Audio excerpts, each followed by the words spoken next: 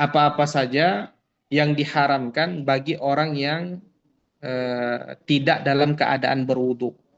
Ya, apa-apa saja yang diharamkan bagi orang yang sedang berhadas kecil atau bagi orang yang sedang berhadas besar. Apa-apa saja yang diharamkan bagi mereka. Tapi sebelum itu berkaitan dengan hal-hal yang membatalkan tayamum, kemudian Assalamualaikum. ketentuan-ketentuan tayamum, ini bisa difahami atau ada yang ingin ditanyakan? Ada Ustaz Assalamualaikum. yang mau bertanya. Ada ya yang Iya, mau bertanya lain itu? iya, silakan Bunda. Iya, makasih banyak Ustaz. Jarak mencari air itu, jarak tempuh untuk mencari air dari tempat kita di mana melaksanakan salat itu berapa baru bisa disyaratkan untuk mengatakan oh tidak ada air, tidak ditemukan air begitu. Nah, Ya. iya, Bunda yang lain. Sebelum kita jawab pertanyaan Bunda Husrina. Assalamualaikum, saya Ustadz. Iya, waalaikumsalam warahmatullah. Ketahuan ini yang paling satu dari dulu saya tanya siapa ini ternyata Bunda Juri. Iya, silakan. Eh, yang saya ingin tanyakan Ustadz tentang tadi, eh, tayamum hanya berlaku untuk satu kali sholat fardu. Pertanyaan saya Ustadz, bagaimana kalau kita menjamak? Menjamak Ustadz, seperti kita perjalanan di pesawat, biasa kita Mhm. tayamum, Ya, betul. melaksanakan sholat, apakah satu kali tayamum bisa dua karena kan dijamak Ustadz. Iya, Terima kasih. Assalamualaikum warahmatullahi wabarakatuh. waalaikumsalam Pertanyaan. warahmatullahi wabarakatuh. Iya, Oh, untuk pertanyaan Bunda Husrina, ya kita sebutkan bahwa bagi orang yang tidak mendapatkan air, maka boleh baginya untuk bertayamum. Pertanyaan Bunda Husrina adalah berapa jarak ya sehingga dikatakan dia tidak mendapatkan air? Berapa jarak tempuh yang harus dia capai, yang harus dia telusuri agar dia betul-betul dikategorikan tidak mendapatkan air. Di sini disebutkan ya jarak tempuhnya itu adalah eh, disebut dengan haddul qurbi. Ya, disebut dengan haddul qurbi. Ini kurang lebih jaraknya itu adalah 3 amyal. Ya, 3 amyal. Jaraknya itu adalah eh, 3 amyal ataupun kalau bahasa fikihnya itu adalah separuh ya farsakh atau sama dengan 3 amyal. Ya, nanti boleh ditelusuri 3 amyal itu berapa. Ini bahasa fikihnya. Kita tidak berbicara kilometer, kita tidak berbicara meter. Ya. Kemudian jika seandainya di jarak ini, ya di jarak 3 amyal ini, dia sudah berusaha mencari di jarak tersebut, ya, tapi memang tidak mendapati, ya, maka di sini dia boleh bertayamum. Jadi memang ada jarak-jarak tertentu yang ditetapkan oleh para ulama kapan dia boleh bertayamum. Di antaranya itu adalah yang disebutkan di sini dia harus menempuh dulu ya, dia harus mencari terlebih dahulu air dalam jarak ya 3 amyal. Ya, dalam jarak tiga amyal.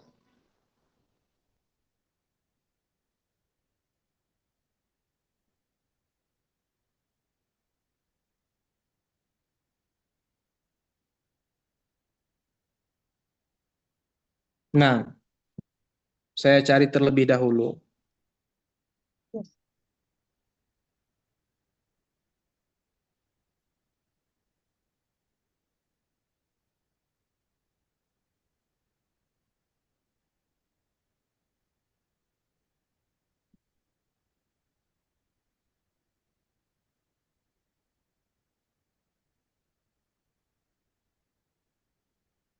Nah,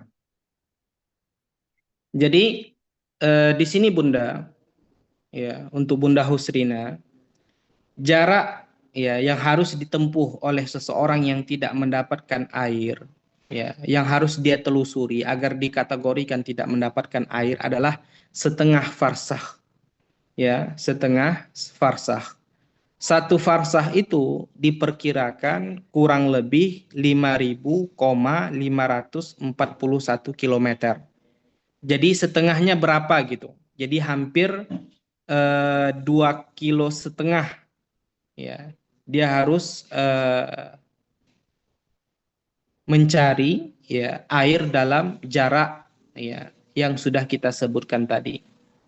Ya. Bisa difahami Bunda? Saya masalah kilo-kilo ini juga kurang mengerti juga. Satu farsa. Satu farsakh itu Bunda sekitar 5.541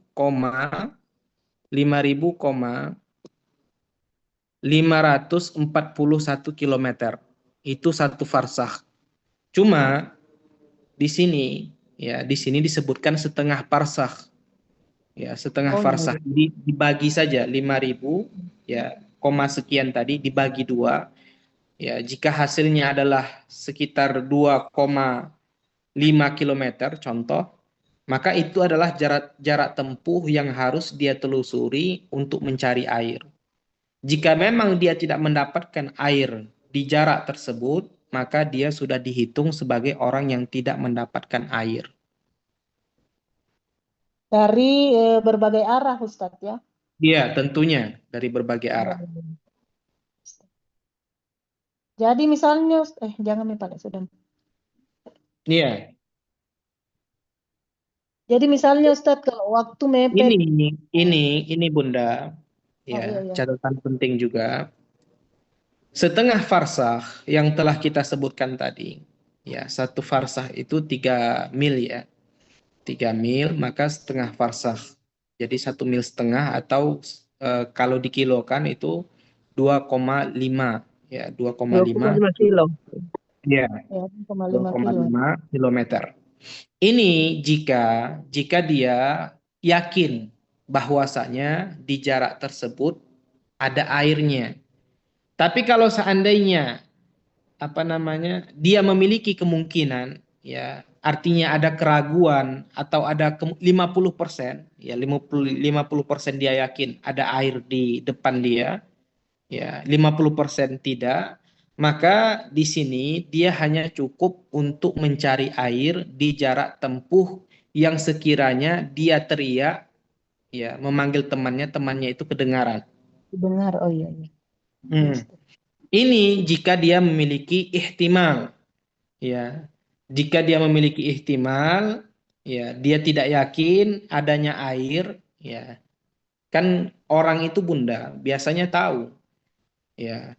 Saya nih umpama kan di padang pasir contoh atau di satu tempat, itu kan saya memiliki eh, apa namanya eh, perkiraan, ya. Setelah saya melihat tempat, ya, pohon mungkin rumput dan lain sebagainya.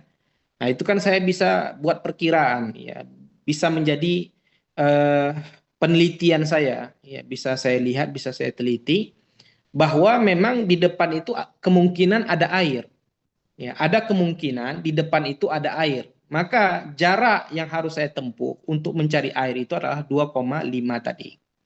Tapi kalau seandainya saya tidak yakin, ya, bahwa di depan itu tidak ada air karena memang ya rumput pun tidak ada umpamanya, pepohonan pun tidak ada, memang daerah gersang umpamanya, maka saya tidak harus, ya, mencapai jarak yang jauh tadi, ya, 2 kilo lebih itu kan lumayan, ya. Maka saya tidak harus berjalan untuk mencapai eh, batasan tersebut, ya. Tidak harus, ya, cukup saya mencari, ya, arah 4 penjuru. Sekiranya saya teriak, ya, teman saya itu mendengar teriakan saya, itu mungkin berapa ratus meter gitu. Kalau saya tidak mendapati air di jarak yang kita sebutkan tadi beberapa ratus meter tadi, ya, mungkin 200 atau berapa meter, ya, tergantung teriakan orang pada umumnya, ya.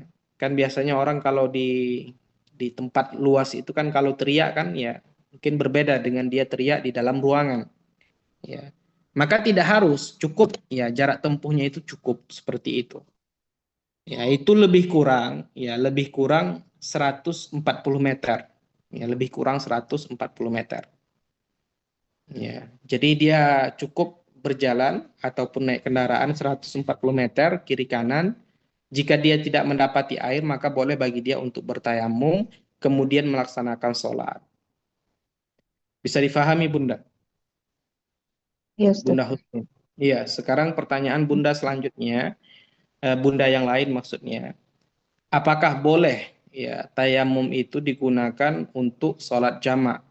Seperti yang kita sebutkan, ya bahwa tayamum hanya boleh dilakukan untuk satu sholat saja, ya satu sholat fardu saja, ya baik itu jamak maupun yang lainnya, ya maka dia harus tayamum lagi. Kemudian tadi saya dengar tadi umpama di pesawat ini sudah berkali-kali kita sampaikan, ya berkali-kali kita sampaikan bahwa tayamum di pesawat itu tidak sah kecuali dia bawa tanah dari bawah ya, sebelum naik ke bandara dia bawa tanah, maka dia gunakan, nah ini boleh. Tapi kalau seandainya debu pesawat, dan berkali-kali saya sampaikan Bunda, pesawat itu tidak ada debunya, apalagi pesawat internasional itu ya.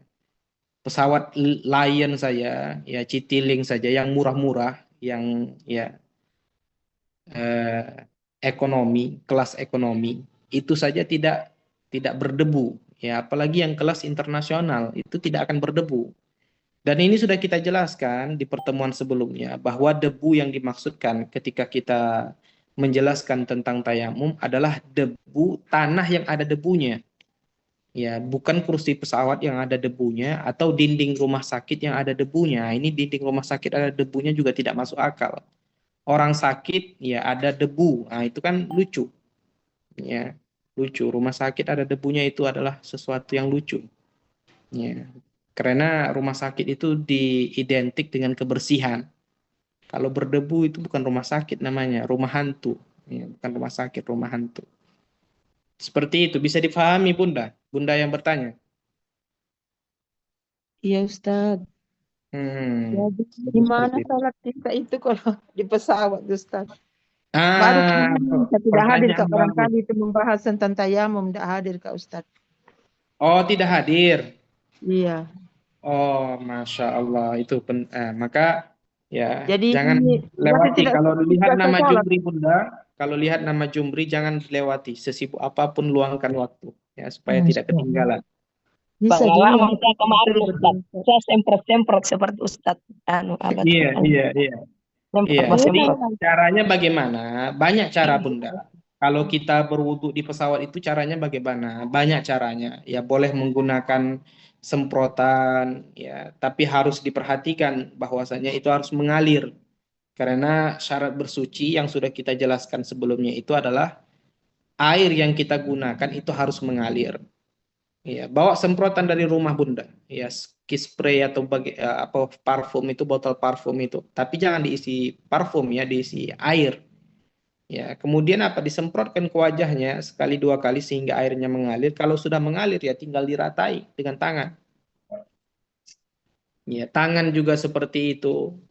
Ini kalau seandainya sulit untuk berwudu di kamar mandi yang ada di pesawat. Bisa Kamar dipahami, mandi Bunda? jelas sulit Ustaz. Karena penumpang itu 400 sekian. Jadi untuk masuk kamar mandi antri pasti susah. Iya. Iya, jadi caranya seperti itu. Bawa bawa spray apa spray atau apa namanya itu, ya. Kemudian diisi air. Wudhu itu tidak harus 1 galon, ya. Wudhu itu tidak harus 1 galon, bahkan 1 gelas pun cukup. Bahkan setengah gelas pun cukup kalau tahu cara menggunakannya. Ya, nggak harus satu. Kadang kan orang kan wudhu kayak mandi, ya. Kerannya full, ya, kemudian pupu, ya bajunya basah, kainnya basah, celananya basah, basah semuanya, ya kayak orang mandi. Ya ini tidak dibolehkan, makruh hukumnya. Berlebih-lebihan menggunakan air ketika wudhu itu makruh hukumnya. Dan bisa haram hukumnya ketika ya seseorang berwudhu di masjid. Nah ini perlu hati-hati. Kenapa? Karena masjid itu ya dibangun atas uang maslahat. Ya dibangun atas uang maslahat, maka ada ketentuan-ketentuan yang perlu diperhatikan, ya, yang berkaitan dengan maslahat, karena yang memakai air tersebut bukan hanya kita saja, orang lain juga memakainya. Jadi ada hukum-hukum tersendiri. Di antaranya apa? Jika berlebihan menggunakan air wudhu, ya, air wudhu yang berada di masjid, ini bisa jatuh hukumnya kepada keharaman. Maka hati-hati. Lantas bagaimana wudhunya Ustadz? Ya sudah, pelan-pelankan saja kerannya, jangan difulkan. Ya, pelan-pelan saja. Sekiranya dia mengalir, ya sudah. Ya ditampung, kemudian seperti itu. Bisa difahami Bunda? Iya Ustaz. Oke, semuanya paham ya? Paham. Sekarang kita lanjutkan, ya. Kita lanjutkan tema kita berikutnya adalah apa-apa saja yang diharamkan bagi orang yang batal wudhunya. Nah, kita baca ya terjemahannya saja, tidak usah bahasa Arabnya agar ya, ini sudah setengah jam berlalu. Saya menunggu yang lain tadi soalnya 15 orang, 10 orang, biasanya 30 lebih. Jadi jangan ada yang ketinggalan. Kita baca, Bismillahirrahmanirrahim. Orang yang batal wudhunya, haram baginya melakukan sholat. Ya, jadi yang pertama, orang yang batal wudhunya, maka haram baginya untuk melaksanakan sholat. Kemudian juga haram baginya untuk melakukan tawaf. Ya, tawaf di Ka'bah itu, ya ini diharamkan. Karena apa? Syarat tawaf itu dia harus dalam keadaan bersuci. Sama halnya dengan sholat. Ya, harus dalam keadaan bersuci. Artinya apa? Harus dalam keadaan berwudu. Ya, orang sholat tanpa wudu maka tidak sah dan itu haram hukumnya. Tawaf juga seperti itu. Ya, orang tawaf tanpa wudu maka itu tidak sah dan haram hukumnya. Kemudian ya, yang haram juga dilakukan oleh orang-orang yang batal wudunya, orang yang tidak berwudu adalah membawa mushaf dan menyentuhnya. Ya, membawa mushaf, membawa Al-Qur'an dan menyentuhnya ini tidak dibolehkan. Ya. Kalau kita tidak punya wudu, ya tidak boleh membawa Al-Qur'an, tidak boleh menyentuh Al-Qur'an walaupun dilapisi. Ya. Umpamanya ini Al-Qur'an ya, contoh ini Al-Qur'an, kemudian batal wudu dia, ya. Kemudian dia lapis dengan kain, kemudian dia angkat, ini sama saja juga tidak boleh. Ya, ini diharamkan. Tidak boleh bagi orang yang batal wudunya. Namun diperbolehkan membawanya bagi anak kecil dengan tujuan mempelajari Al-Qur'an tersebut. Ya, tapi kalau anak kecil umpamanya maka boleh. Ya. Walaupun dia tidak dalam keadaan berwudu, maka boleh baginya untuk membawa Al-Qur'an dengan catatan apa? Dengan catatan dengan tujuan mempelajarinya. Ya, bukan dengan tujuan untuk memindahkannya. Contoh nih, ya, saya lihat anak kecil lewat, ya, saya minta tolong ke dia karena saya tidak dalam keadaan berwudu, maka saya minta tolong kepada dia untuk memindahkan Al-Qur'an ini dari satu tempat ke tempat yang lainnya. Ini tidak dibolehkan.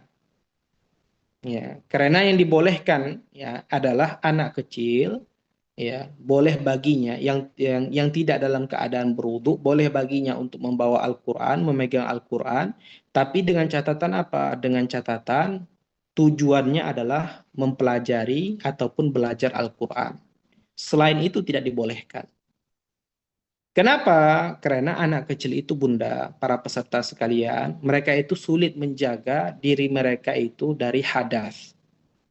Ya, yang namanya anak kecil, ya kan mereka ya sebentar-sebentar mungkin dia buang air kecil, ya sebentar-sebentar dia mungkin BAB, sebentar-sebentar dia mungkin kentut, ya namanya anak kecil. Jadi sulit ya menjaga diri mereka dari tidak berhadas. Kalau kita kan ya sudah dewasa ya pandai mengontrol diri. Ya, pandai menahan diri seperti itu. Kalau anak kecil tidak. Tapi ingat, kapan dibolehkan ya bagi anak kecil yang tidak dalam keadaan berwudu untuk membawa Al-Qur'an jika tujuannya adalah mempelajari Al-Qur'an tersebut. Ya. Jika selain demikian itu maka tidak dibolehkan. Kemudian nanti ada yang bertanya umpamanya, kalau kita lihat Al-Quran Ustadz, seandainya tidak kita ambil, ya Al-Quran tersebut bisa jatuh ya ke tempat yang kotor, ya maka ini lain pembahasannya. Ini karena darurat, ya ada alasan tersendiri, maka ini dibolehkan. Ya, dibolehkan bagi kita yang tidak berwudu untuk memindahkannya agar tidak jatuh ke tempat yang kotor, agar tidak terinjak umpamanya. Umpamanya saya lihat Al-Quran di pasar itu, ya di jalan, ya jatuh di jalan, ya saya tidak dalam keadaan berwudu. Maka boleh bagi saya untuk mengambilnya, kemudian saya letakkan di tempat yang aman. Ya, karena ada darurat, ada urgen di sini. Seperti itu. Bisa difahami?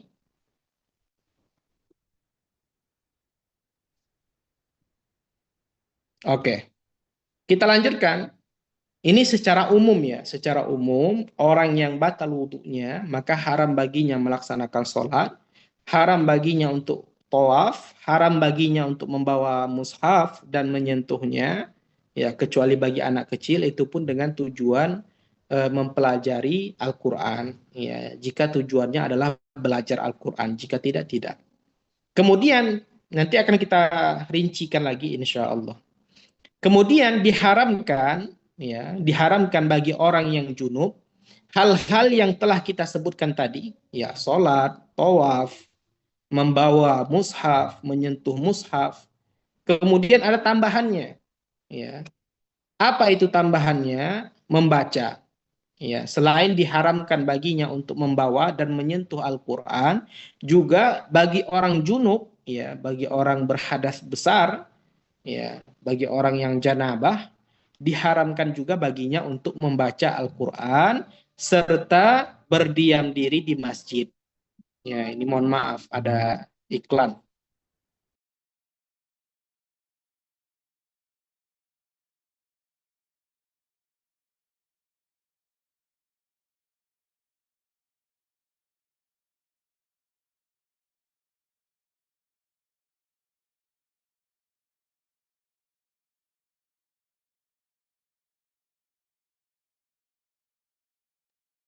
Ya, jadi orang yang junub ya diharamkan baginya perkara-perkara yang telah kita sebutkan tadi, juga diharamkan baginya apa? Membaca Al-Qur'an serta berdiam diri di masjid. Ya, jadi orang yang sedang berjunub nggak boleh, ya haram baginya untuk membaca Al-Qur'an. Jika niatnya adalah membaca Al-Qur'an. Tapi kalau niatnya berzikir, maka ini dibolehkan. Ya, makanya perlu ketika belajar ilmu agama itu perlu fokus, ya perlu perhatian lebih, ya. Karena yang kita sebutkan tadi adalah membaca Al-Qur'an. Adapun jika dia menyebutkan beberapa ayat seperti ayat kursi umpamanya, ya, tapi tidak dengan niat membaca Al-Qur'an, niatnya berzikir, ya, maka ini dibolehkan. Dia punya wirid-wirid tertentu dari ayat-ayat suci Al-Quran, niatnya tidak membaca Al-Quran, niatnya cuma berzikir saja, maka ini dibolehkan. Yang tidak dibolehkan adalah jika niatnya membaca Al-Quran walaupun satu huruf. Ya, ini diharamkan. Contoh nun, ya, dia membaca itu, tapi niatnya apa? Membaca Al-Quran, maka ini diharamkan. Karena apa? Karena dia sedang dalam keadaan janabah, dia dalam keadaan junub. Ya. Begitu juga berdiam diri di masjid ini juga diharamkan bagi orang yang sedang junub. Ya, tidak boleh berdiam diri di masjid. Ya. Mutar-mutar di masjid juga tidak boleh. Ya, tapi kalau seandainya cuma lewat saja, ya, lewat saja masuk pintu depan keluar pintu belakang, mungkin ada kebutuhan mungkin, ya, tidak ada mutar-mutar di dalamnya, tidak menetap di dalamnya, maka ini dibolehkan. Yang tidak dibolehkan adalah berdiam diri di masjid atau mutar-mutar di masjid, di dalam masjidnya. Ya, ini tidak dibolehkan. Kemudian seandainya ada yang bertanya, ya, di kampung kami Ustadz ada musola juga. Ya, apakah hukum musola itu sama dengan hukum masjid? Ya, ini hanya perbedaan nama para peserta sekalian. Kalau fikih menyebutkan, ya, Yang dikategorikan masjid itu adalah tanah yang diwakafkan untuk melaksanakan sholat. Ya, jadi yang dikategorikan masjid itu adalah tanah ya yang diwakafkan untuk didirikan sholat, maka itu dihukumi masjid. Jika ada musola, ya, walaupun namanya musola, tapi tanah itu adalah tanah wakaf untuk dilaksanakan, didirikan di tanah tersebut sholat, maka ini hukumnya juga sama dengan hukum masjid. Ya. Jadi walaupun namanya beda, hukumnya sama. Ini perlu kehati-hatian. Ya. Jadi dilihat terlebih dahulu, diteliti terlebih dahulu, apakah tanah ini diwakafkan untuk didirikan sholat atau tidak. Kalau iya, maka perlu kehati-hatian. Ya, perlu kehati-hatian. Kalau kita dalam keadaan berhadas besar, ya tidak boleh. Ya, tidak boleh kita berdiam diri di sana. Ya, ini diharamkan.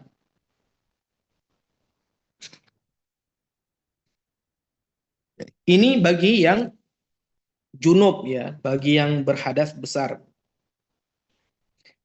Ada tambahan juga, Recording in progress. tambahan juga yang berkaitan dengan, ya ini lebih berkaitan dengan perempuan. Kalau junub tadi kan, ya berlaku bagi perempuan dan berlaku bagi laki-laki. Ya, perempuan juga bisa junub ya, laki-laki juga junub. Ya ini diharamkan bagi mereka perkara-perkara yang telah kita sebutkan, sholat, tawaf, ya menyentuh, membawa Al-Quran, membaca Al-Quran, kemudian berdiam diri di masjid. Ya, adapun perempuan diharamkan bagi perempuan yang sedang haid dan nifas. Ya, diharamkan bagi perempuan yang sedang haid dan perempuan yang sedang nifas apa semua yang telah kita sebutkan tadi. Ya, sholat, ya, haram bagi perempuan untuk melaksanakan sholat. Tawaf, haram bagi perempuan untuk melaksanakan tawaf. Menyentuh, membawa, membaca Al-Quran, berdiam diri di masjid ini diharamkan bagi perempuan yang sedang haid dan perempuan yang sedang nifas. Ini diharamkan. Ya. Walaupun sekarang, nah ini, walaupun sekarang ada apa namanya, ada produk-produk ya yang menjamin, ya bisa dikatakan menjamin, ya tidak mengotori masjid tersebut, ya sedangkan dia dalam keadaan haid. Ini tidak menjadi apa namanya, tidak menjadi penghalang, tetap hukumnya tetap haram. Ya tidak boleh. Ya perempuan yang sedang datang bulan berdiam diri di masjid, walaupun dia pakai produk tertentu agar tidak mengotori masjid tersebut. Ini tidak dibolehkan. Ya, kadang kan orang mikirnya gini, ya dulu diharamkan karena takut mengotori masjid. Ya, sekarang kan ya banyak produk-produk yang ya bermacam-macam, apa namanya, bervariasi, ya jaminan 100%, 150%, ya tidak bocor dan lain sebagainya. Maka boleh dong kami berdiam diri di masjid, menghadiri kajian dan semisalnya umpamanya, ini tidak dibolehkan. Ya, tetap tidak dibolehkan. Maka hati-hati bagi perempuan. Kemudian ada tambahannya dari apa-apa yang telah kita sebutkan, juga tidak dibolehkan melakukan puasa sebelum darahnya berhenti. Ya. Jadi perempuan yang sedang haid, perempuan yang sedang nifas, ya diharamkan bagi mereka untuk berpuasa sebelum darahnya berhenti. Ya. Kalau darahnya sudah berhenti, contoh nih, contoh. Ya, dia datang bulan atau mens, ya pada malam harinya, ya itu sudah mulai was-was, ya kan. Besok puasa pertama, ya biasanya ya kata orang perempuan seperti itu. Kalau mensnya itu datang di awal pertama Ramadan, ya kayak kesel gitu kan. Katanya seperti itu. Karena apa? Tidak mendapatkan momennya gitu. Yang lain pada puasa kita enggak gitu kan. Kan enggak enak juga. Ya, maka ya di malamnya itu dia kedatangan tamu istimewa, datang bulan, tapi di jam 5 ya ataupun di jam 4 lah kita katakan, darahnya berhenti. Ya, darahnya berhenti. Maka boleh bagi dia ya berpuasa, niat puasa walaupun dia belum mandi. Ya, contohnya seperti itu. Jadi kapan diharamkan bagi perempuan yang sedang datang bulan itu berpuasa? Ketika darahnya belum berhenti. Kalau darahnya sudah berhenti, maka boleh bagi dia untuk berpuasa. Juga diharamkan bagi perempuan yang sedang datang bulan, ya, bagi perempuan yang sedang nifas, ya, apa? Mempersilahkan suami atau tuannya untuk melakukan istimta, ya, untuk mencumbuinya, ya, dengan bagian antara pusar dan lututnya sebelum mandi, ya, tidak boleh, ya. Jadi jangankan melakukan hubungan badan ketika istri datang bulan atau ketika istri sedang nifas juga tidak boleh dicumbu, ya, tidak boleh, ya dicumbu, ya. Saya rasa semuanya paham. Ya, tidak boleh bercumbu-cumbuan dengan istrinya di arena antara pusar dan lututnya, ya, antara pusar dan lututnya. Selebihnya, ya, selebihnya, ya, ini dibolehkan, ya, selebihnya dibolehkan, tapi tidak dianjurkan. Kenapa? Dikhawatirkan nanti kebablasan, ya.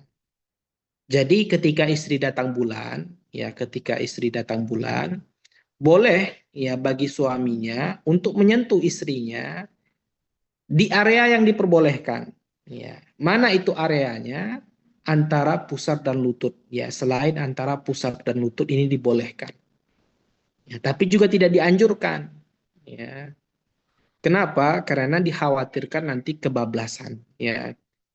Ya, dikhawatirkan nanti kebablasan. Ini sebelum mandi, ya, sebelum mandi. Jadi kalau sudah mandi, istrinya sudah mandi, maka boleh bagi suaminya kembali untuk bercumbu, melakukan hubungan badan dan semisalnya. Ini dibolehkan. Yang tidak dibolehkan itu kapan? Ketika, ya, istrinya datang bulan atau istrinya sudah berhenti darahnya tapi belum mandi. Nah, ini diharamkan baginya untuk mencumbui istrinya antara pusar dan lutut, ya, antara pusar dan lutut. Ini sebagian pendapat.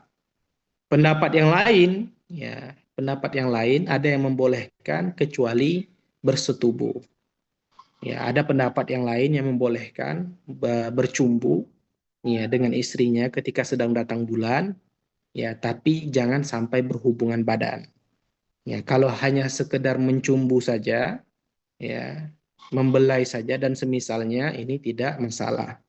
Yang masalah adalah melakukan hubungan badan. Ini sebagian pendapat. Sebagian pendapat lagi, ya, diharamkan bercumbu di area yang sudah ditetapkan, yaitu antara pusar dan lutut. Ini area yang diharamkan ketika istri sedang datang bulan. Ya, adapun selain area tersebut maka dibolehkan, tapi seperti yang kita sebutkan tadi, ya, tidak dianjurkan. Dikhawatirkan nanti kebablasan. Sampai di sini ada yang ingin ditanyakan? Ada Ustaz, boleh? Iya, silakan Bunda. Satu pertanyaan lagi. 4 Ustaz pertanyaanku ini, mohon maaf. 4 Bunda, Masya Allah. Apa-apa, kan? Masya Allah. Iya, Ya. silakan Bunda. Jadi yang pertama tadi dikatakan bahwa boleh saja kita membaca Al-Quran dalam artian niatnya adalah untuk zikir. Nah, bagaimana misalnya Ustadz, saya ini bukan hafizah, jadi tentunya tidak banyak hafalan saya. Bagaimana misalnya kalau kita melihat teksnya tanpa memegang Al-Quran itu, kemudian kita membaca, tapi niat dalam hati kita itu adalah untuk zikir semata. Yang kedua, bagaimana dengan membaca Al-Quran melalui HP? Misalnya kan ini HP kan bisa saja sekarang, jadi tidak perlu lagi pegang mushaf begitu. Kemudian Yang ketiga. berikutnya, yang ketiga, tidak satu bagian satu sama aja tadi itu Ustaz, masalah zikir. Oke, Jadi satu siap baru Bunda. satu benar. Selanjutnya. Bagaimana misalnya kalau saya sebagai seorang guru Quran hadis, apa boleh saya mengajarkan itu materinya, guru Quran hadis? Kemudian kalau saya penjual Al-Quran misalnya dalam keadaan haid atau nifas, misalnya perempuan dia menjual Al-Quran dan tidak ada yang bantu dia, tentu misalnya kalau ada pembelinya itu gimana hukumnya seperti itu? Apa boleh misalnya kita lapisi saja tangan deh, masalahnya ini mau datang rezeki masa ditolak gitu loh. Nah, kemudian satunya lagi Ustadz, masalah musola. Berarti artinya tadi kalau saya dengar penjelasan tentang hubungannya dan wakaf dengan wakaf, berarti kalau ada musola misalnya di rumah, dikhususkan memang untuk tempat sholat, itu tidak apa-apa kita masuk di dalam, dan apa memang boleh kita tinggal duduk di situ misalnya, begitu Ustadz. Karena kalau tadi saya mendengarkan itu ya masjid dengan musola beda. Terima kasih. Assalamualaikum warahmatullahi wabarakatuh. Mohon maaf ya Ustadz, banyak bertanya. Waalaikumsalam warahmatullahi wabarakatuh. Pertanyaan terakhir saya jawab dulu. Ya, masjid dengan musola itu tidak beda. Ya, masjid dengan musola itu tidak beda. Beda nama saja. Ya, jadi jika tanah itu diwakafkan untuk mendirikan sholat, ya, maka hukumnya hukum masjid, walaupun namanya musola. Cuma di negara kita, di negara kita ini biasanya mereka itu cara membedakannya bagaimana? Kalau masjid didirikan Jumat, kalau musola tidak didirikan Jumat. Ya, ini dari segi eh, umumnya orang mengetahui tentang perbedaan antara masjid dan musola. Tapi dari segi fikih, Bunda, tidak ada perbedaan. Ya, karena pengertian dari masjid itu adalah tanah yang diwakafkan untuk mendirikan sholat. Maka selagi tanah itu tanah wakaf, ya, untuk didirikan sholat di tanah tersebut, maka hukumnya hukum masjid, walaupun namanya musola. Kalau kita punya rumah, ya, kemudian kita jadikan tempat tertentu untuk sholat, maka itu bukan masjid, bukan musola juga, walaupun kita beri nama musola. Maksudnya apa? Boleh kita yang junub, ya, untuk berdiam diri di sana, tidak dimasalah, ya, tidak jadi masalah. Yang masalah itu adalah ada orang mewakafkan tanah untuk didirikan tempat, ya, ibadah melaksanakan sholat. Baik nanti namanya musola, baik namanya masjid. Nah, ini orang junub, ya, orang haid tidak boleh masuk ke dalam tempat tersebut. Walaupun namanya musola, karena di sini kan disebutkan tadi apa? Berdiam diri di masjid. Nah, ini yang ingin saya jelaskan. Faham, Bunda? Ya Ustadz, paham. Kasih. Oke. Pertanyaan yang pertama, kita ada hafal, ya, kita ada hafal beberapa ayat. Bolehkah tidak, ya, bolehkah kita membacanya dengan niat berzikir? Nah, ini jadi niat berzikir itu maksudnya seperti ini, Bunda. Terkadang, ya, terkadang kan ada potongan-potongan ayat memang dikhususkan untuk berzikir. Ini yang saya maksudkan. Ya, contohnya apa? Ayat kursi, ya. Kemudian ada beberapa potongan-potongan ayat lainnya. Kalau surah Al-Baqarah itu ya bukan berzikir lagi. Kalau dia baca surah Al-Baqarah, ya satu surah, ya itu bukan berzikir lagi namanya. Itu sudah membaca Al-Quran. Paham maksud saya, Bunda? Maafkan Ustadz, paham. Hmm. Jadi bukan, oh kalau gitu diakali kan gitu kan. Yo, niat saya jangan membaca Al-Quran tapi berzikir, ya bukan seperti itu. Bukan seperti itu. Terkadang kan ada ayat-ayat Al-Quran itu memang dijadikan zikir. Ya, kalau ayat kursi nanti zikir untuk, ya, dilindungi dari hal-hal gaib umpamanya, ya, dan semisalnya. Maka saya ketika dalam keadaan junub umpamanya, ya ketakutan nih, ya mungkin lagi sendirian di kantor seperti ini sekarang lagi sendirian makanya sunyi sepi, ya tiba-tiba pintunya gerak-gerak, ya, kan? Pintunya gerak-gerak. Ya, saya sendirian. Ya, tapi sekarang alhamdulillah tidak ada yang bergerak. Ya, tidak ada yang bergerak, alhamdulillah. Nanti kalau ada yang bergerak, Amin. aku tahu. Ya, ya, saya baca ayat kursi, maka ini tidak masalah. Nah, itu ada sesuatu yang berbunyi. Angin Ustadz. Bisa saja angin. Tak usah takut. Oke, ternyata teman saya yang datang. Oke, alhamdulillah. Ya, tidak jadi baca ayat kursi. Jadi seperti itu. Jadi jangan, ya, dia punya hafalan 1 juz, dia punya hafalan 2 juz, kemudian niatnya berzikir lah, itu tidak, bukan seperti itu. Konsepnya bukan seperti itu. Paham, Bunda? Lantas Paham Ustadz, caranya paham. bagaimana? Lantas caranya bagaimana? Ya sudah, ya mungkin dia bacanya dalam hati, Nah, ini tidak masalah. Yang jadi masalah itu adalah ketika diucapkan. Ya, jika dia membacanya dalam hati ataupun dengan cara mendengarkan saja, ini tidak masalah. Ya, umpama dia sedang datang bulan, ya, tapi bagaimana cara dia tetap menjaga hafalannya? Mungkin dengan cara mendengarkan, ya, sambil diulang apa, ya, sambil dihayati mungkin, ya, dan semisalnya. Seperti itu. Pertanyaan selanjutnya, saya lupa ini Bunda. Nah, ini kalau banyak pertanyaannya saya lupa. Misalnya kalau kita guru kurang hadis misalnya Ustaz. Nah, kalau kita guru Al-Quran, kalau kita guru hadis, ya boleh tidak kita mengajar? Mengajar tidak boleh.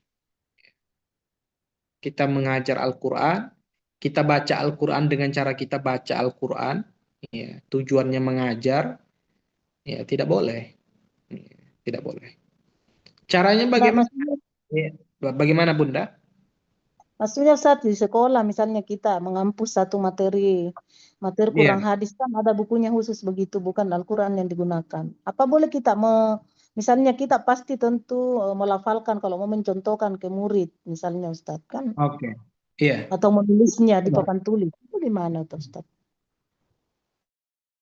Kalau dibaca tidak boleh. Ya, kalau dibaca tidak boleh. Ya, ditulis apakah boleh atau tidak? Ya, ini belum pernah saya dengar. Ya, belum pernah saya dengar. Ya. Apakah orang junub, ya, apakah orang berhadas besar boleh menulis ayat suci Al-Quran, itu belum pernah saya dengar. Ya. Tapi membaca itu tidak boleh. Itu kesimpulannya. Membaca dengan niat membaca Al-Quran itu tidak boleh. Kemudian membawa Al-Quran itu tidak boleh. Walaupun dilapisi. Ini mungkin jawaban dari pertanyaan Bunda selanjutnya. Ya, dia tambahan lagi, Al-Quran tidak boleh diperjualbelikan. Al-Quran tidak boleh diperjualbelikan. Kalau mau punya Al-Quran, ya bilang ke orangnya, ya akadnya itu tabarruk. Ya akadnya itu berdonasi. Saya kasih kamu uang, tolong kasih Al-Quran itu ke saya.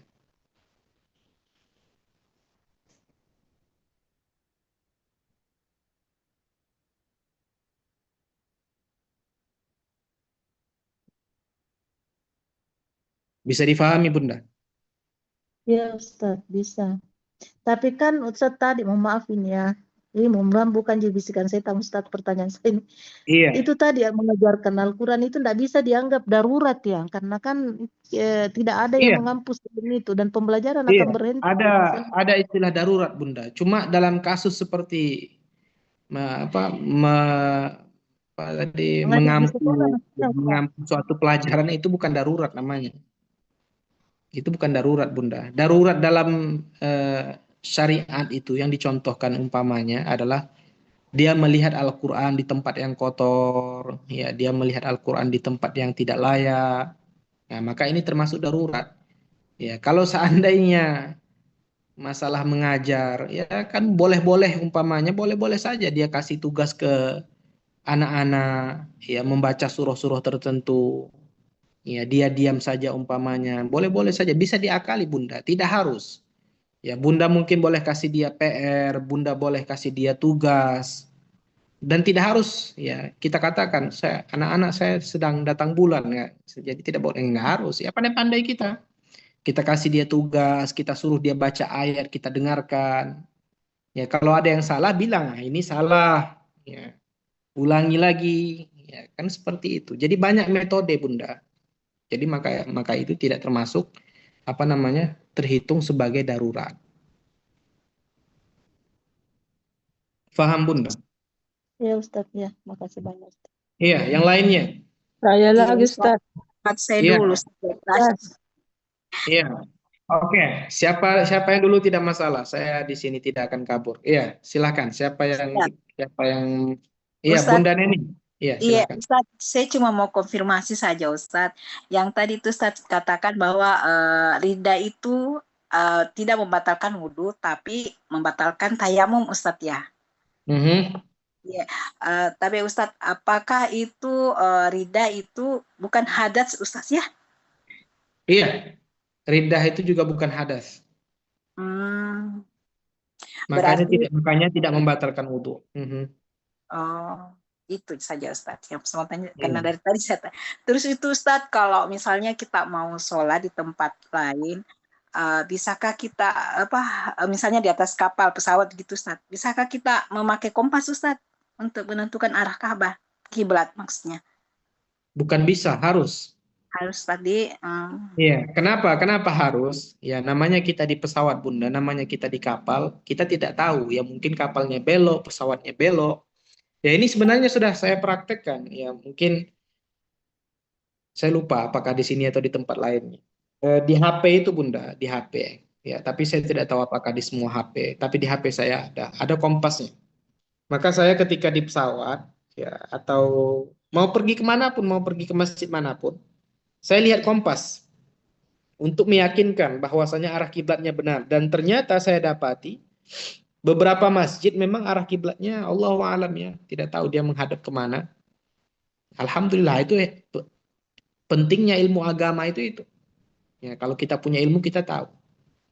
Ya, semua orang tahu ya arah kiblat itu sekitar arah barat, tapi ternyata harus dimiringkan lagi sedikit sekitar 20 derajat dari arah barat. Ya, jadi tidak pas ke baratnya, tidak. Ya, tapi dimiringkan sedikit ke kanan. Maka perlu, kompas itu perlu. Ya, jadi umpama nih kita di pesawat, kan kita sebutkan kemarin bahwa pesawat itu masih memungkinkan kita untuk berdiri. Ya, maka kita Guru TPA itu di masjid. guru TPA di masjid tidak boleh kalau dia dalam Semua TPA, hampir semua TPA itu di masjid, Ustadz. hampir Jadi kalau semua TPA itu di masjid. Oh iya, kalau di Makassar ya, saya lihat juga seperti ya, itu. Kalau di Makassar rata-rata TPA-nya berada di masjid, ya tidak boleh. biar mengajak Iqra saja, Ustadz. Iya, tidak boleh walaupun niatnya mengajar Iqra. Ya, jadi banyak cara, Bunda. Ya, mungkin dibawa anak-anaknya keluar ke halaman, apa namanya istilahnya ngaji di outdoor gitu, di luar ruangan, ya supaya anak-anaknya lebih ya fresh seperti itu. Jadi ketika sesuatu itu diharamkan, maka kita jangan memusingkan, ya. Ini haram terus bagaimana, ya? Ya sudah, cari jalan keluarnya. Seperti Bunda Huslina tadi bilang, saya pengampu pelajaran yang berkaitan dengan Al-Quran dan hadis. Bagaimana caranya? Ya sudah, mungkin suruh anak-anak untuk belajar sendiri, ya cari surah tertentu, ya, atau baca kita dengarkan. Jika ada yang salah kita salahkan. Jadi banyak caranya, Bunda. Kalau seandainya dia guru TPQ, terus anak-anak ngajinya di masjid, kemudian tiba-tiba dia sedang dalam keadaan datang bulan, bagaimana caranya? Mungkin dia bisa ajak anak-anak keluar masjid, mungkin mengaji di di luar masjid dan semisalnya, mungkin seperti itu. Jadi ketika sesuatu itu sudah diharamkan, ya kita tidak bisa mengakal-akalinya, Bunda. Ya. Khamar itu diharamkan, Ustaz. Ya, tapi bagaimana ya? Ya, saya suka contoh. Ya bagaimana? Ya sudah diharamkan. Ini contoh pendekatan. Faham, Bunda, maksud saya, Bunda?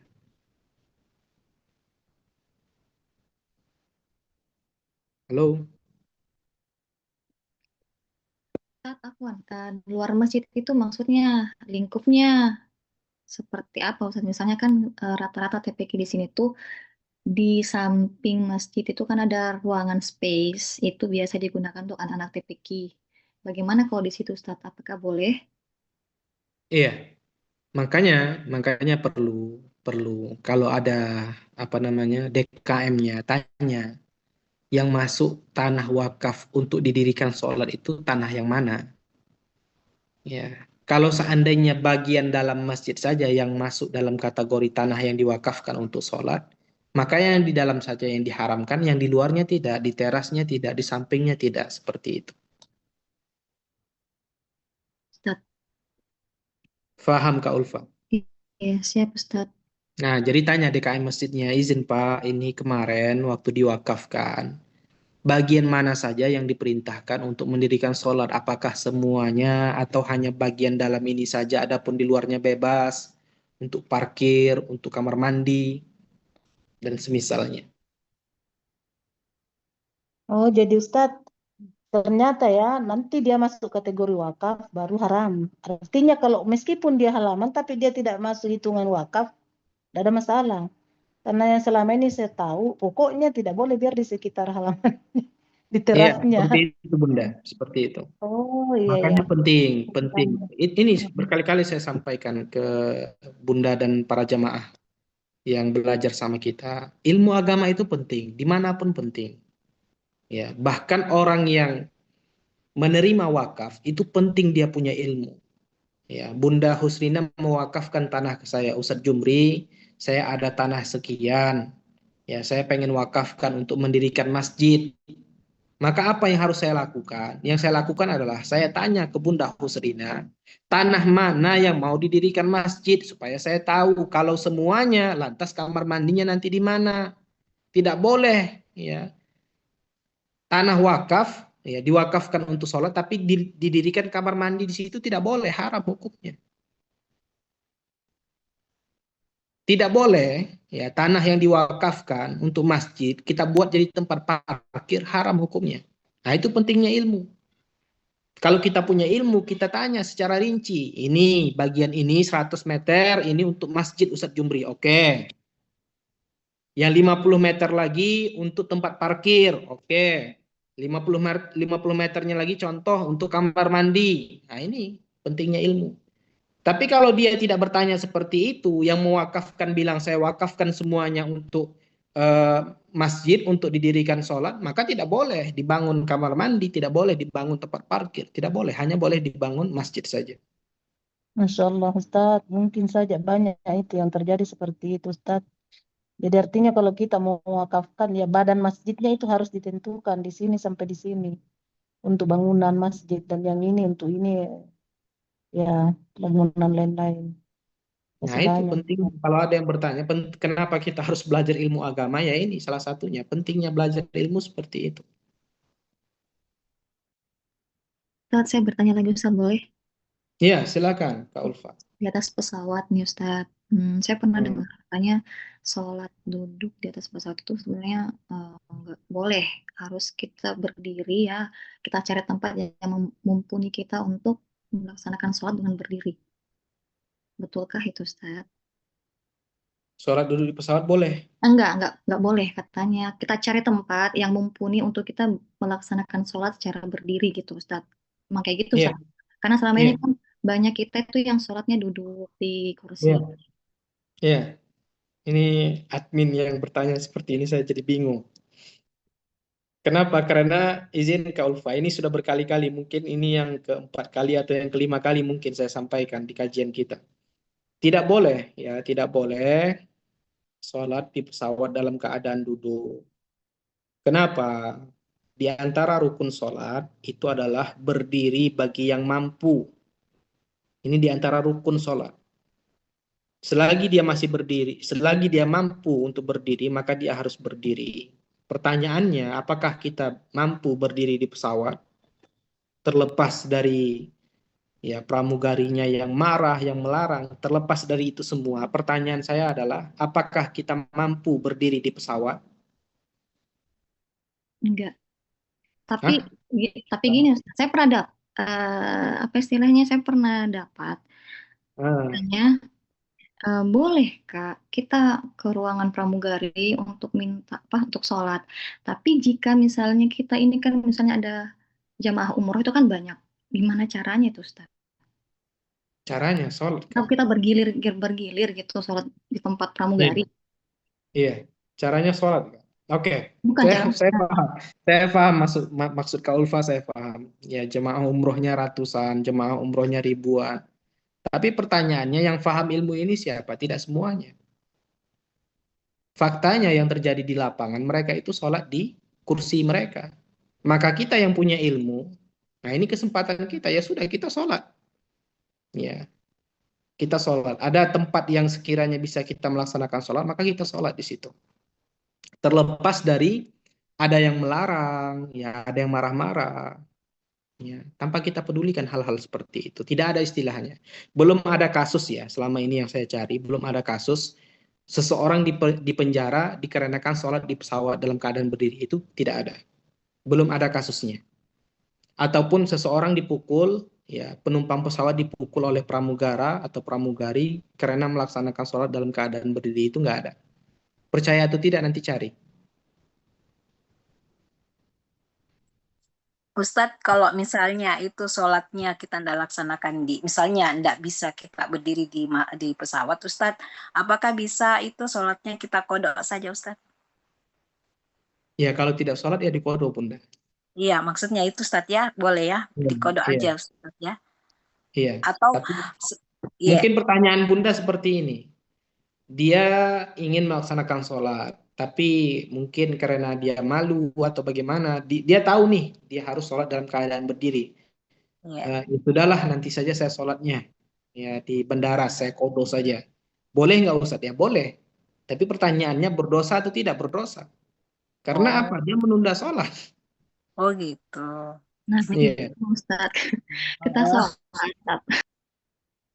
Bagaimana Kak Ulfa? Ustaz, Ustaz, Ya. bagaimana misalnya kita berdiri, kan di kursi bisa juga berdiri, toh? Tapi Jangan kalau kita berdiri tidak di kursi, sujud, Bunda. namanya pastinya Ustaz, kalau kita duduk di kursi kan kita berdiri boleh, bukan berarti berdiri di atas kursi Ustaz, Masya Allah. Iya, jangan Ini berdiri kan di kursi, Bunda. duduk, Nanti viral nanti sama video kita itu. duduk. Ustaz, aduh Masya Iya. Allah, di depannya kursi kita lah berdiri begitu. Tapi kita tidak bisa menghampar sejadah umpama tuh. Jadi kita cuma berdiri, tetapi nanti pada saat kita mau ruku atau sujud ya kita duduk. Itu boleh kan? Maksudnya saya berdiri, tapi begitu mau ruku ya kan tidak mungkin kita sujud turun karena sempit. Ini kan darurat Ustaz. Masa sih ya Allah ya Rob. Sebentar Bunda. Jangan terburu-buru mengatakan darurat. Jangan sedikit-sedikit mengatakan darurat. Bunda. Ada beberapa tempat Bunda yang bisa kita itu untuk ruku, yang bisa kita untuk sujud. Itu biasanya di dekat kamar mandi. Nanti coba nanti kalau ada kesempatan naik pesawat lagi, coba Bunda keliling. Kan dibolehkan kita keliling. Tapi ketika ya sudah autopilotnya dihidupkan, memang ada tempat yang sekiranya bisa kita untuk melaksanakan sholat. Jadi di pesawat itu nggak full, kursinya itu nggak full semua gitu loh. Nggak. Ada memang beberapa tempat ya bisa melaksanakan sholat. Tapi kalau seandainya memang full padat semuanya, nggak ada tempat untuk ruku, nggak ada tempat untuk sujud, maka seperti yang Bunda sampaikan tadi itu dibolehkan. Tapi faktanya yang terjadi di lapangan Bunda, bahkan pesawat-pesawat yang seperti Lion, Citylink, ya dan semisalnya itu memang ada tempat ya sekiranya kita bisa sujud, sekiranya kita bisa ruku. Di lorong. Tapi kan keterjaminan kesuciannya gimana? Kalau di lorong-lorongnya. Antara kursi Ustazah, dan kalau di lorong nanti orang lewat, tidak bisa lewat, Ustaz. Ya Allah, saya tidak Kayaknya bisa anunya, oke, seperti ini. Saya tidak bisa menggambarkan, ya, saya tidak bisa menggambarkan pesawat seperti apa sekarang. Ya, tapi saya pernah lihat, ya, baik yang lokal maupun internasional, itu memang ada jarak, ya, dan itu tidak menghalangi orang lewat, dan itu tidak mengganggu orang lain sebenarnya. Cuma mungkin pramugarinya yang marah karena memang tidak dibolehkan sebenarnya kita itu melaksanakan sholat dalam keadaan berdiri. Karena mungkin nanti tiba-tiba pesawatnya goyang kan, ya. Dan nah, semisalnya itu yang mereka khawatirkan. Nah itu, kecuali saya lihat merpati. Kecuali saya itunya lihat Bunda. Itu kan bukan sesuatu yang bisa kita ketahui. Ya, saya sekarang Bunda di rumah Bunda. Ada kemungkinan nggak rumah saya ini runtuh? Ya, ada kemungkinan. Ada kemungkinan nggak saya malam ini dirampok? Ada kemungkinan. Tapi apakah saya bangun sesuatu berdasarkan hal tersebut? Kan tidak. Ini saya menjelaskan ini Bunda. Bukan Ustaz Jumri mengarang-arang saja.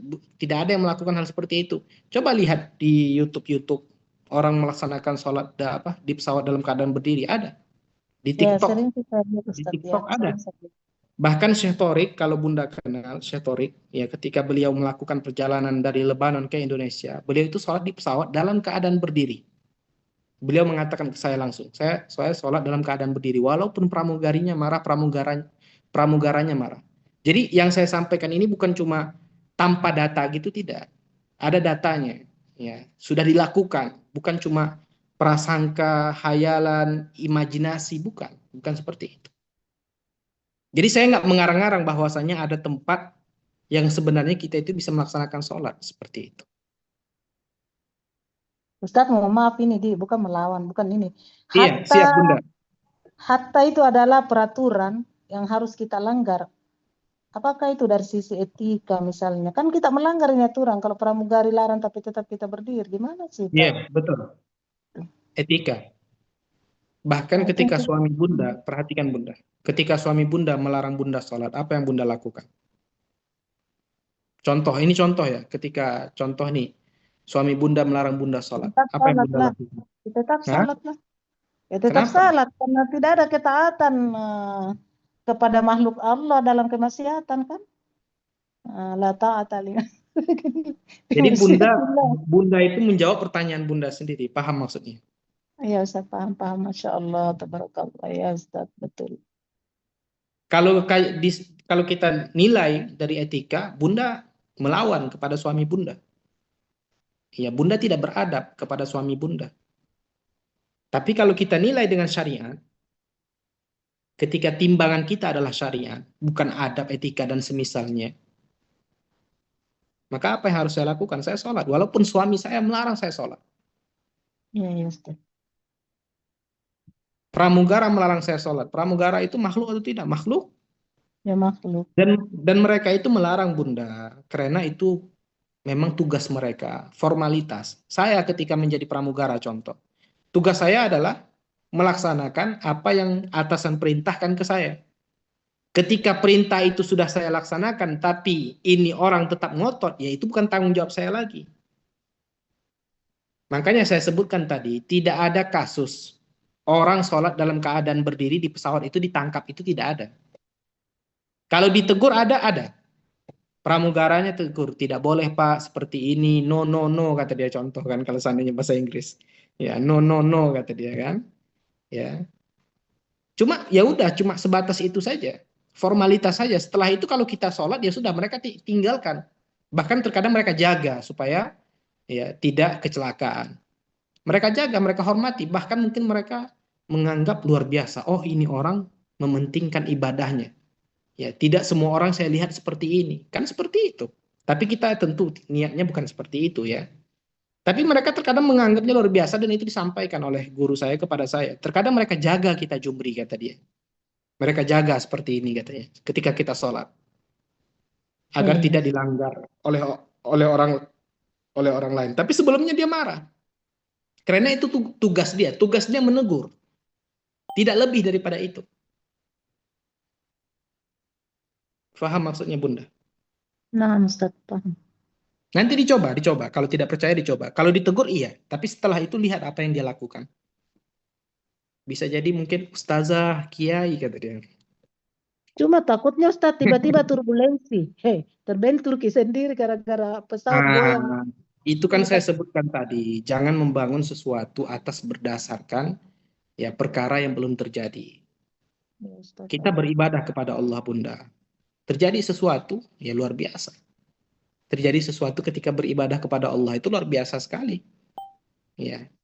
Yang kita khawatirkan adalah terjadi sesuatu kepada kita, tapi kita sedang bermaksiat kepadanya. Nah, ini yang kita khawatirkan. Seharusnya ini yang kita khawatirkan. Jangan khawatirkan ya ketika kita dalam keadaan taat, ketika kita dalam keadaan beribadah terjadi sesuatu, itu jangan dikhawatirkan. Tapi khawatirkanlah ketika kita sedang tidak dalam keadaan beribadah, kemudian terjadi sesuatu kepada diri kita. Masya Allah Ustaz, terima kasih banyak Ustaz, barakallahu fiik. Ya, kata-kata hari ini Bunda. Kata-kata malam ini Bunda.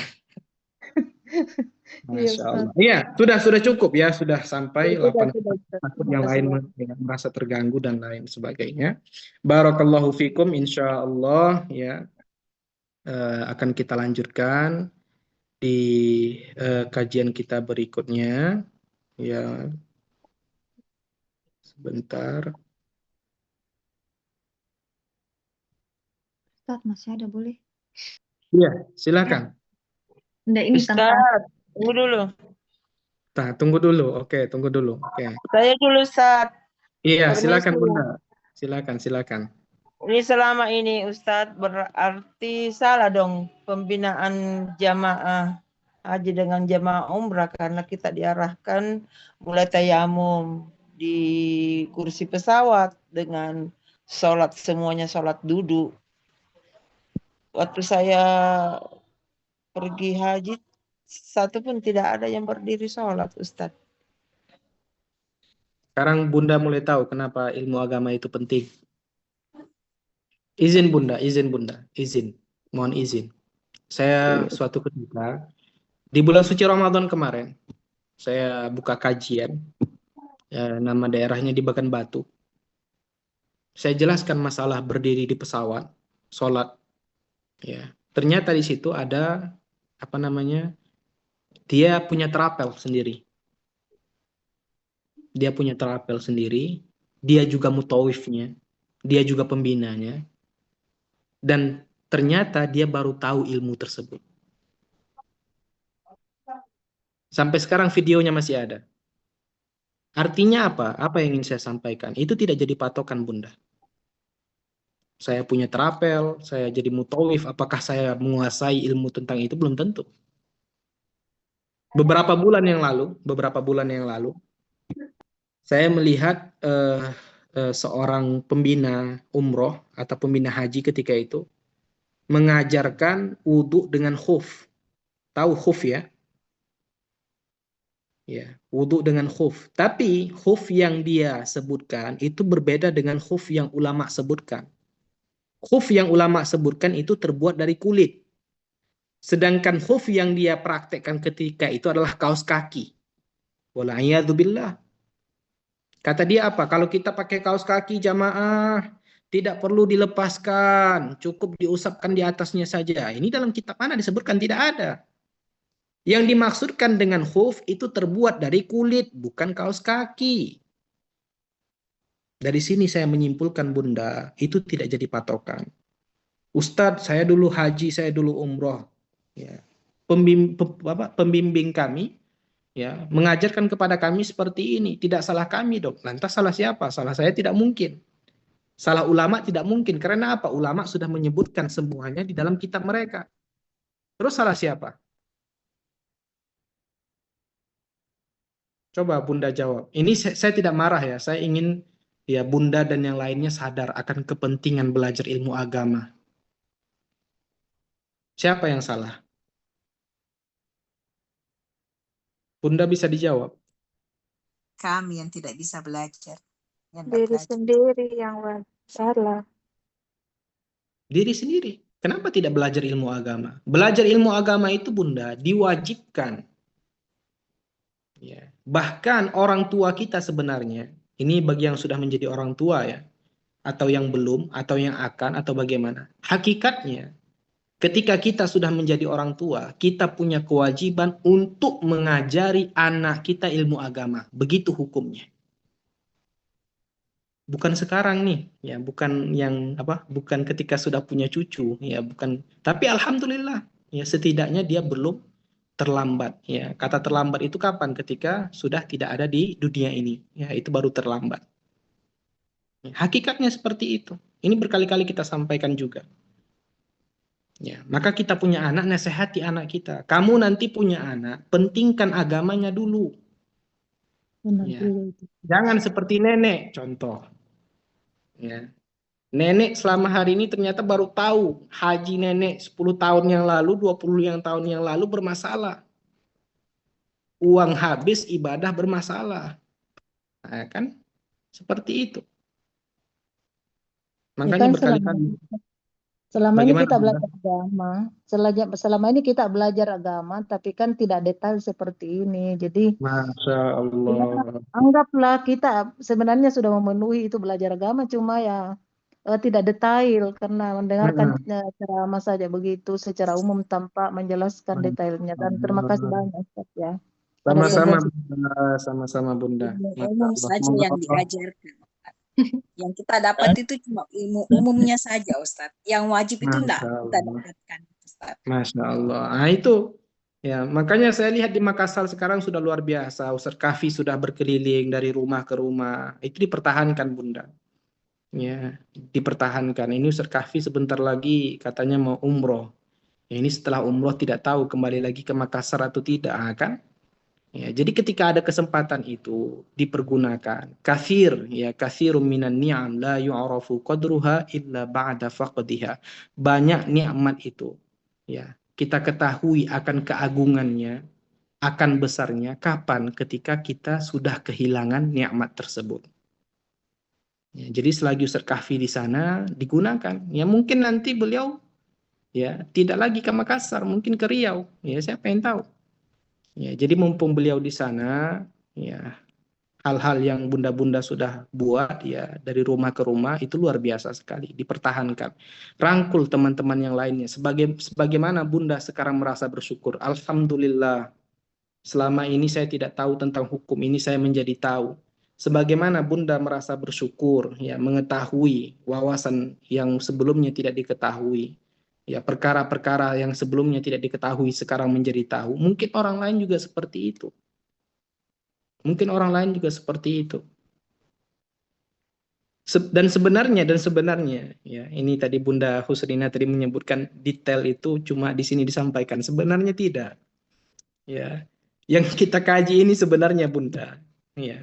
Ini adalah perkara-perkara yang sangat dasar sekali. Dasar sekali, rukun sholat, rukun wudhu, hal-hal yang membatalkan wudhu, tapi jarang disampaikan. Sehingga ya mungkin kita menganggap ini luar biasa. Sebenarnya tidak. Ya, artinya apa? Kita jauh, ya, jauh dari ilmu agama. Ya, Ya, jauh dari ilmu disampaikan agama. kan tapi tidak detail. Tidak detail. Benar yang dibilang rukun salat ada sekian apa orang sudah tahu semua, tapi detailnya Eh, itu seperti apa itu yang kita tidak ngerti, Ustaz. Masya Terima kasih banyak. Allah. Sama-sama Bunda. Ya, yang lain. Ya, ini cuma nasihat ya. Jangan ada yang merasa tersakiti. Saya berkali-kali menyampaikan, anggap saya anak sendiri Bunda. Yang bunda-bundanya. Yang belum jadi bunda-bunda, ya jangan saya anggap saya anaknya. Ya. Yang sudah jadi bunda-bunda, anggap anak sendiri. Artinya apa? Jangan ketika saya menyampaikan sesuatu, jangan merasa tersakiti. Tidak. Saya menyampaikan ini untuk kebaikan. Ya, untuk kebaikan. Saya kenal, tapi belum pernah berjumpa dan saya selalu berdoa ada kesempatan ke sana. Ya, artinya saya tidak punya dendam kepada bunda-bunda, kepada para jamaah yang lainnya. Ini semua saya sampaikan demi kebaikan kita. Ya, tidak ada dendam. Ya, semuanya menutup on cam. Ya, dan ini tidak masalah. Ya, saya tidak kenal. Tapi Salah, Ustaz. ketika saya menyampaikan suatu nasihat, ini demi kebaikan, bukan untuk menyakiti, menyinggung, ya menyindir dan semisalnya tidak. Ya, sudah sampai di situ saja. Ini sudah jam 8.33 di Makassar, sudah jam Satu lagi 9.33. Ustaz. Masih banyak Ustaz. Oke. Selamat, Ustadz. Oke. Barakallah Ustaz. Jazakallah khair. Ya, Masya satu Allah. lagi tadi. Nanti ya, Bisa bisa nanti. Ustaz, Ustaz. Ustaz satu kali lagi. Sebentar, dikit aja dikit. Ini tentang Taya. Sebentar. Ini sebentar. Tadi ada yang satu kali lagi. Siapa yang menyebutkan selain Kak Ulfa tadi? Ada Maaf, Tatang. Tatang. Nah, iya Ustaz. Ini Ustaz Tatang dari Jakarta ini. Masya Allah. Iya Ustaz, Maaf, Ustaz. silakan.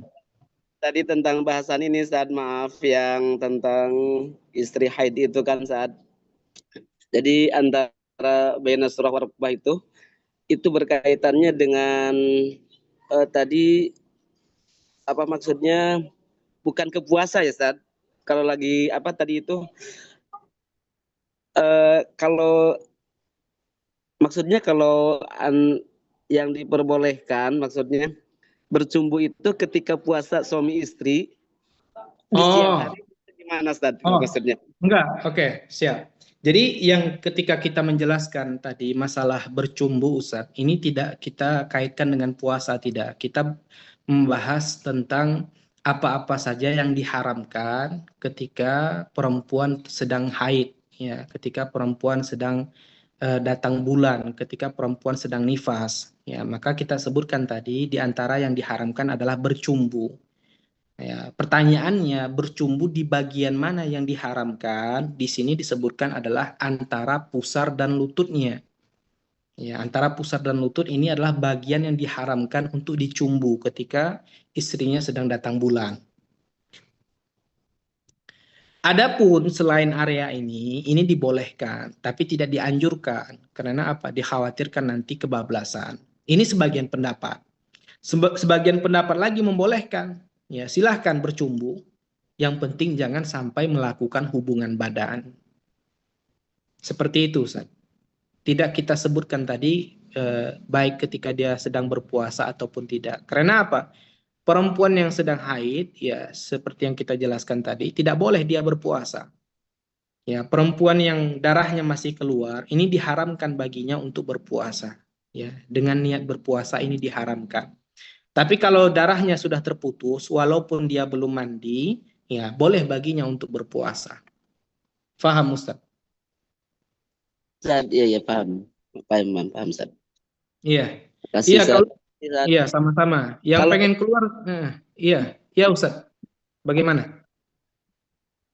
Tapi kalau puasa mah siang hari itu mah haram tetap ya, Ustaz. Meskipun Iya. bukan antara bercumbu mah maksudnya kalau di siang hari lagi puasa. Oke. Kalau Nah, ditanya- mencumbu istri di bulan suci Ramadan. Ya, maksudnya itu, Ustaz. Maaf. Oh, oke.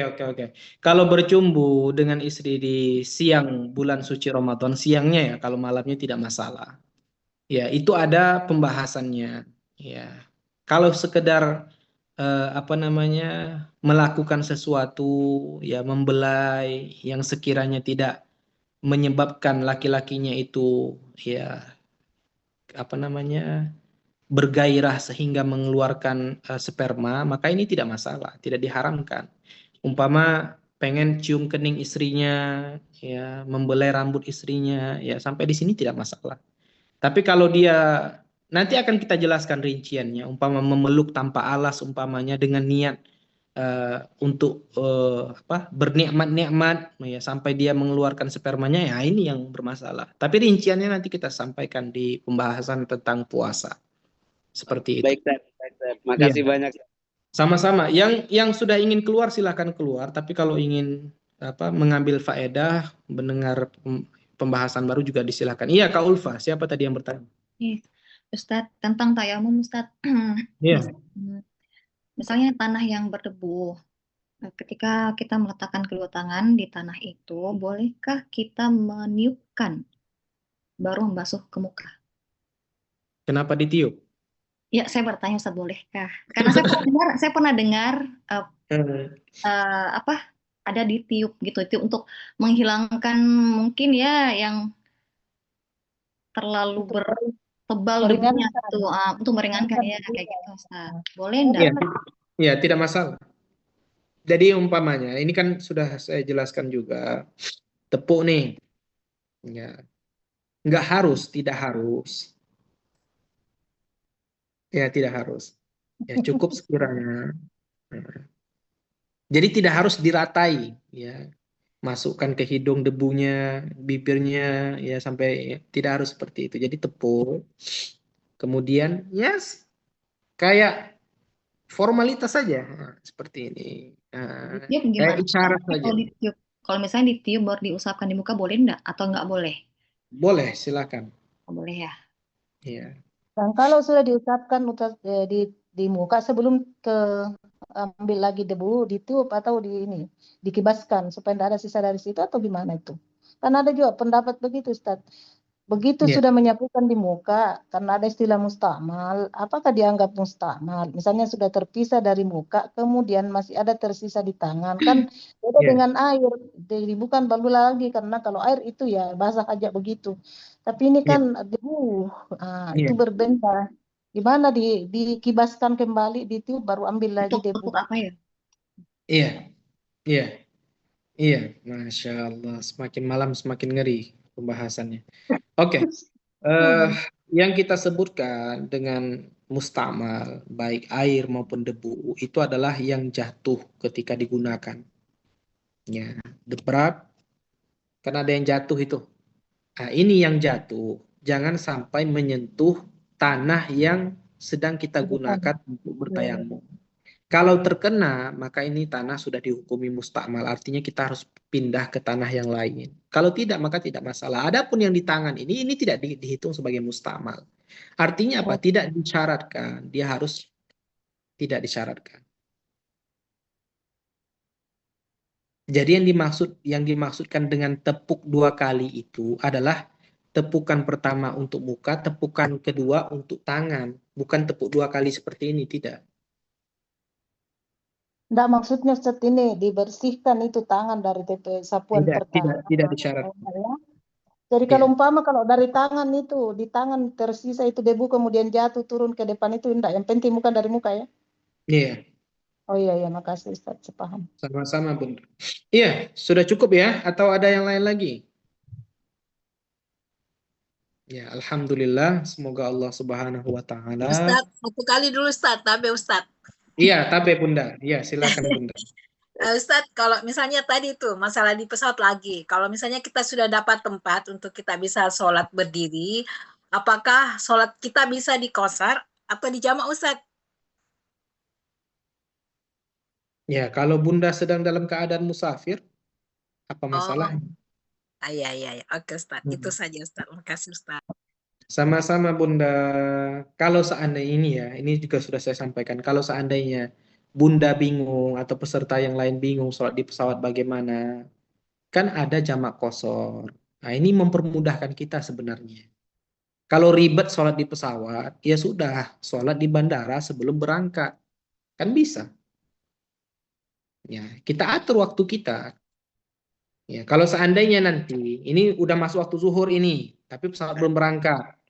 Nanti waktu asar nanti di pesawat. Mau tidak mau di pesawat. Lah caranya bagaimana? Ya sudah, gabungkan waktu zuhur dengan waktu asar di bandara. Gitu.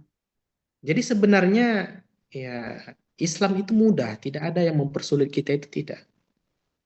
Jamak takdim ya. Tapi belum masuk Ustaz waktu duhur misalnya jam Jamak 10 takdim. pagi Ustaz. Jamak takdim. Bagaimana?